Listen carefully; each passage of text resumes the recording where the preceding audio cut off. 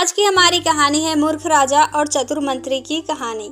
एक समय की बात है, दियत्स नाम की एक नगरी नदी किनारे बसी हुई थी। वहाँ का राजा बहुत ही मूर्ख और सनकी था।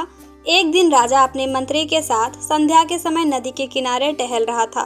तभी उसने मंत्री से पूछा, मंत्री बताओ, यह नदी किस दिशा की ओर और कहाँ बहकर जाती है? महाराज, यह पूर्व दिशा की ओर बहती है और पूर्व की ओर स्थित देशों में बहकर समुद्र में मिल जाती है, मंत्री ने उत्तर दिया।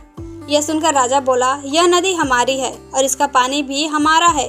क्या पूर्व में स्थित देश इस नदी के पानी का उपयोग करते हैं? जी महाराज, जब नदी उधर बहती है तो करते ही होंगे, मंत्री ने उत्तर दिया। इस पर राजा बोला, जाओ नदी पर दीवार बनवा दो और सारा का सारा पानी रोक दो। हम नहीं चाहते कि पूर्व दिशा में स्थित देशों को पानी दिया जाए।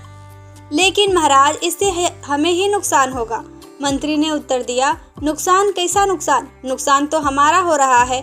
हमारा पानी पूरब के देश मुफ्त में ले रहे हैं और तुम कहते हो कि नुकसान हमारा ही होगा।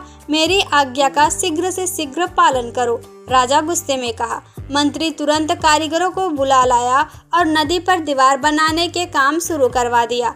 कुछ दिनों के बाद दीवार तैयार हो गया।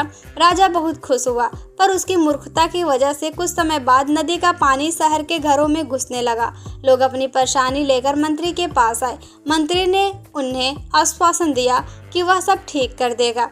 मंत्री ने एक योजना बनाई। महल में एक घंटा बजाने वाला आदमी रहता था। वह हर घंटे पर समय के अनुसार घंटा बजा देता था, जिससे सभी को समय का पता लग जाता था। मंत्री ने उस आदमी को आदेश दिया कि वह आज रात को जितना समय हो उसका 2 गुना घंटा बजाए। आदमी ने ऐसा ही किया। जब रात के 3 बजे तो उसने 6 घंटे बजाया, जिसका अर्थ था कि सुबह के 6 बज गए हैं। घंटा बजते ही सभी लोग उठ गए। राजा भी उठ गया और वह बाहर आ गया। वह पर मंत्री मौजूद था। राजा ने मंत्री से पूछा, मंत्री, अभी तक सुबह नहीं हुई क्या और सूरज अभी तक निकला क्यों नहीं? मंत्री ने उत्तर दिया, महाराज, सुबह तो हो चुका है परंतु सूरज नहीं निकला है, क्योंकि सूरज पूरब की ओर से निकलता है। शायद पूरब के देशों ने सूरज को रोक दिया है, क्योंकि हमने उनका पानी रोक दिया था।